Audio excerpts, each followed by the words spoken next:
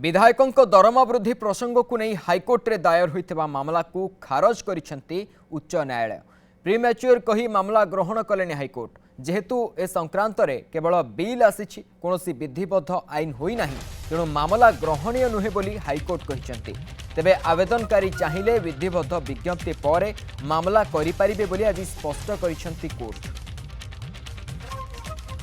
Odisha high court रे विधायक मानकर दरमा वृद्धि को नहीं जो बिल आगत होइथिला गत विधानसभा अधिवेशन रे तार वैधता को चैलेंज करी गोटे रिट दरखास्त दायर करा जाइथिला।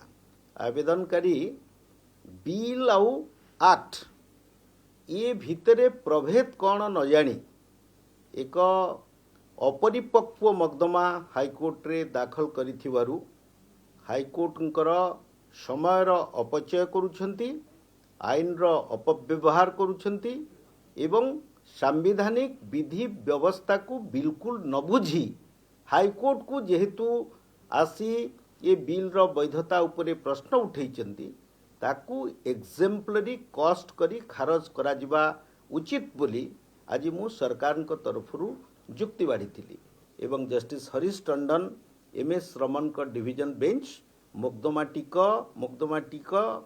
ग्रहणीय आईनित ग्रहणीय नुहे बोली कही दर्शाई रिट पिटिशन टाकू खारज कर दी।